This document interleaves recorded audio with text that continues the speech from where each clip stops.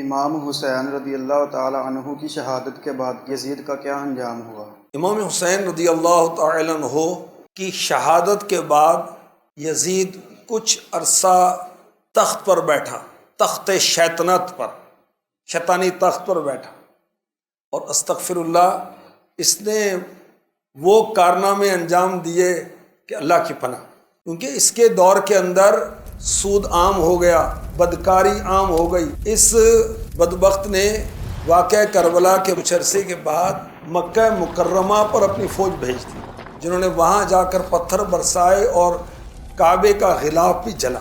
خیر اس کا انجام بڑا بھیانک ہوا اور یہ جوانی میں ہی مر گئے۔ اچھا یہ بدماش آدمی تھا، شرابی تھا، بے نمازی تھا، تو اس کی موت کے مختلف اسباب لکھے ہوئے ہیں۔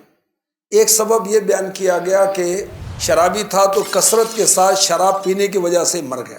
ایک سبب یہ لکھا ہوا ہے کہ بندر پالنے کا شوقین تھا، بندر پالتا تھا اور بندر کے سروں پر سونے کی ٹوپیاں رکھتا تھا۔ اس کے کارنامے اسی طرح کے تھے، تو کسی بندر نے اس کو کاٹ لیا، اس کی وجہ سے مرا تھا یہ۔ اور یہ بھی کہا گیا، مختلف اقوال ہیں، کہ ایک رومی لڑکی کے چکر میں تھا، استغفر اللہ، اور جب اس نے اس کو استغفر اللہ وہ ملنا چاہا تو اس رومی لڑکی نے دعوت دی کہ فلاں وقت فلاں دن جو جنگل میں اکیلے آ جاؤ تو خوب موج کریں گے، استغفر اللہ۔ تو جیسے یہ یہاں پہنچا تو اس رومی لڑکی نے، رومی عورت نے پہلے اس کو شراب پلائی، اور جب یہ نشے میں مست ہو گیا تو خنجر نکال کر اس کو چیر دی اور اس کو قتل کر دیا، اور کئی دنوں تک اس کی لاش کو چیل اور کوے کھاتے رہے، اور پھر اس کے حالی موالی ڈھونڈتے ہوئے اس کو پہنچے، اور بعد میں اس کو بدبخت کو، اس بدنصیب کو دفن کیا۔ تو اللہ پاک رحمت فرمائے، دنیا کی محبت کی وجہ سے دیکھیں سارا معاملہ ہوا۔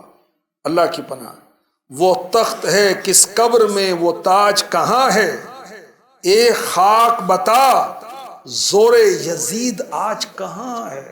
بڑی وہ عبرت کی بات ہے، نہ شمر کا ہی وہ ستم رہا، نہ یزید کی وہ جفا رہی، جو رہا تو نام حسین کا جسے زندہ رکھتی ہے کربلا۔